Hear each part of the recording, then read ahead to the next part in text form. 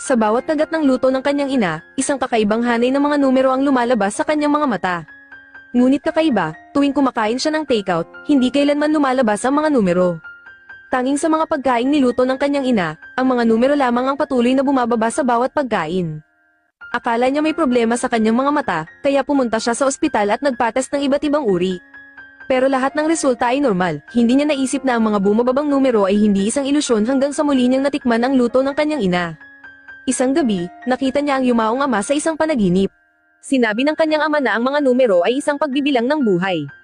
Pag umabot na sila sa 0, iiwan siya ng kanyang ina. Bago umalis, pinaalalahanan siya ng kanyang ama na maaaring baguhin ang kapalaran. Nang magising siya, itinagong niya ang mga salitang iyon sa kanyang puso.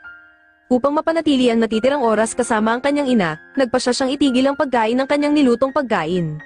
Sinubukan niyang lahat ng paraan para hindi siya makapasok sa kusina. Dinala niya siya sa labas para kumain araw-araw, pero hindi nagtagal, hindi na kayang tustusan ng kanyang ina ang gastos. Kaya't nag-isip siya ng isa pang plano, nagpasya siyang mag-apply sa kolehiyo sa Seoul. Naisip niya na kung maninirahan siya ng malayo, hindi na niya kailangang kumain ng luto niya muli.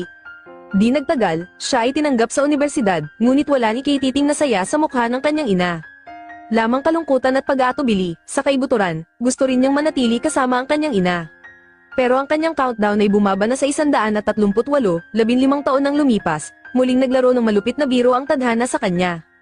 Na-diagnose siya na may cancer sa tiyan, sabi ng doktor, mayroon na lang siyang 3 buwan upang mabuhay. Sa mga sumunod na araw, nagpasya siyang huwag lumabas kahit saan. Mananatili siya sa tabi ng kanyang ina araw-araw at kakain ng bawat pagkain na niluto nito. Ang mga araw ay tahimik at mainit, ang tanging nagbabago ay ang sunod-sunod na mga numero na patuloy na bumababa. Noong gabing iyon, kumain siya ng huling pagkain na ginawa ng kanyang ina para sa kanya. Ang mga numerong sumunod sa kanya sa loob ng 15 taon ay sa wakas tumigil sa isa. Sa wakas, pumayag na siyang sumailalim sa operasyon. Bago siya ilipat sa operating room, mahigpit na hinawakan ng kanyang ina ang kanyang kamay. Paulit-ulit na pinapakalma siya na huwag matakot, pero ang puso niya ay puno pa rin ng takot. Natakot siya na talagang aalis siya at iiwan ng kanyang ina na nag-iisa. Sa kabutihang palad, naging matagumpay ang operasyon.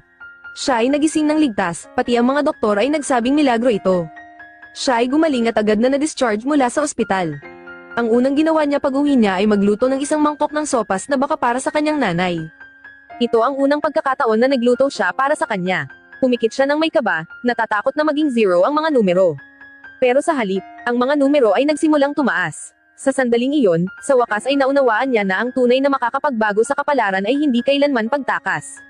Hindi niya kailanman mapapanatili ang kanyang ina sa pamamagitan ng pag-iwas sa isang pagkain. Ito ay tungkol sa